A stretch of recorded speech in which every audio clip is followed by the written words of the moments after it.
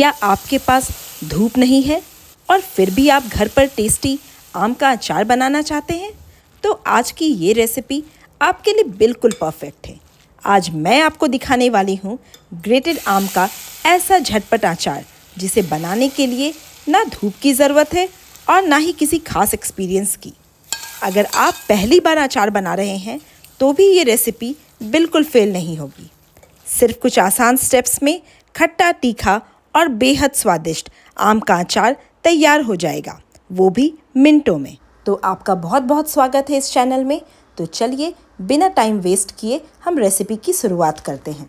तो सबसे पहले यहाँ मैं ले रही हूँ 1 केजी कच्चा आम। ये तोतापुरी आम है, इसमें पल्प ज़्यादा होता है।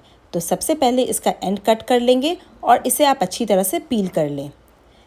तो इस तरह से आपको इसे पील करना है। तो इसी तरह से मैंने सारे आम को पील कर लिया है। अब क्या करेंगे, इसे 2 पीसेस में कट करेंगे।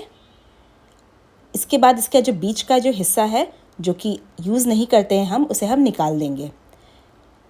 इसके बाद इसका जो आठी है वो थोड़ा बन गया है तो उसे हम निकाल लेंगे क्योंकि ये थोड़ा सख्त है। अगर आप हैंड ग्रेटर यूज़ कर रहे हैं तो इसे निकालने की ज़रूरत नहीं है।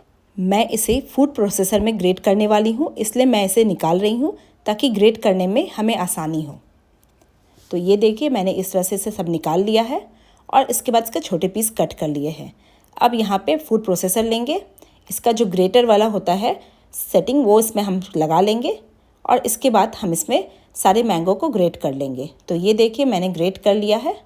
अब मैं आपको दिखाती हूँ। अब आप देख सकते हैं आम के कितने अच्छे लच्छे बने हैं। बिल्कुल कम मेहनत में बहुत जल्दी से बन जाते हैं। और अब इसे निकाल के एक बड़े से ग्लास बाउल में हम रखेंगे। इसे आप बिल्कुल साफ़ ग्लास बाउल में रखें क्योंकि इसे बनाने के लिए हमें इसे ग्लास बाउल में 2 दिन तक छोड़ना है। अब इसमें हम डालेंगे नमक। तो यहाँ पे 4 बड़े चम्मच नमक मैंने डाला है। 2 चम्मच मैंने इसमें हल्दी पाउडर डाला है। 5 चम्मच मैं इसमें कश्मीरी मिर्च पाउडर डाल रही हूँ। 2 टेबलस्पून मैं इसमें डाल रही हूँ सौंफ का पाउडर और 2 टेबलस्पून येलो मस्टर्ड पाउडर। अब इन सबको हम अच्छी तरह से मिक्स कर लेंगे। इसे मिक्स करके आपको साइड में रखना है। तो ये जो मैंने मसाले का मेज़रमेंट बताया है ये बिल्कुल ही परफेक्ट मेज़रमेंट है। आप इस तरह से ही बनाएं इसे।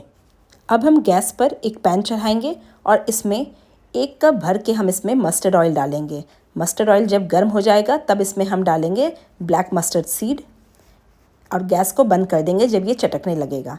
अब इसमें हम डालेंगे मेथी के सीड, फिर हम इसमें डालेंगे सौंफ, अजवाइन और इसके बाद इसमें मैं डाल रही हूँ हींग। इन सबको आपको अच्छी तरह से मिक्स कर लेना है। ध्यान रखें गैस बंद रहेगा वरना हमारे जो मसाले हैं वो जल जाएंगे। अब इस मसाले का जो मिक्सचर है इसे हम पोर कर देंगे आम के मिक्सचर में और इसे थोड़ा थोड़ा करके पोर करें क्योंकि अगर आप यहाँ पे ध्यान से नहीं करेंगे तो ये ग्लास बाउल जो है वो चटक सकता है। तो आपको इस बात का यहाँ पे खास ध्यान देना है। अब इसे थोड़ा थोड़ा डाल के अच्छी तरह से मिक्स कर लेंगे। इसे मिक्स करने के बाद आप इसमें चाहें तो आप इसे धूप में रख सकते हैं और अगर धूप अवेलेबल नहीं है तो बिना धूप के भी आसानी से बन जाएंगे। इसमें धूप की ज़रूरत नहीं पड़ती है। अब इसे हमें अच्छी तरह से मिक्स कर लेना है और इसे 2 दिन तक इसी बर्तन में आपको ढक के रखना है और 1 दिन बाद आपको इसे फिर से चला लेना है। तो 2 दिन के बाद आप इसे ग्लास कंटेनर में भर के रख सकते हैं। तब तक ये इसी में रहेगा।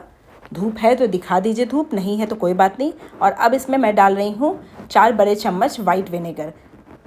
तो ये भी हम डाल देंगे। विनेगर डालने से क्या होता है, हमारे अचार की सेल्फ़ लाइफ जो है वो बढ़ जाती है और टेस्ट भी और एनहांस होके आता है। तो विनेगर आप इसमें ज़रूर से डालें। तो विनेगर भी मैंने डाल दिया है। अब इसे हम अच्छी तरह से मिक्स कर लेंगे। इसके बाद आप इसे कवर करके छोड़ दें और अगले दिन आपको एक बार इसे मिक्स कर लेना है। फिर 1 दिन आपको कवर करके छोड़ना है और फिर से मिक्स कर लेना है। तो ये देखिए 1 दिन के बाद मैं इसे दिखा रही हूँ आपको और इसे थोड़ा मैं मिक्स कर ले रही हूँ। और इसके बाद 1 दिन और छोड़ा था मैंने। इसके बाद मैंने फाइनली इसे ग्लास कंटेनर में डाला। 2-3 दिन के बाद आप देखिए अचार हमारा कितना अच्छा हो गया, इसमें से कितना ऑयल रिलीज़ कर गया है। ये बिल्कुल अच्छी तरह से कुक हो गया है। ये आप देख सकते हैं मैंने निकाला है एक बाउल में। ये देखिए कितनी अच्छी तरह से अचार बन गया है। इसे आप नमक वाले पराठे के साथ एंजॉय करें, ये बहुत ही अच्छा लगता है। सो आई होप आपको मेरी ये रेसिपी अच्छी लगी होगी। अगर रेसिपी अच्छी लगी हो तो लाइक शेयर सब्सक्राइब करना ना भूलिएगा। Thanks for watching. Bye bye for now.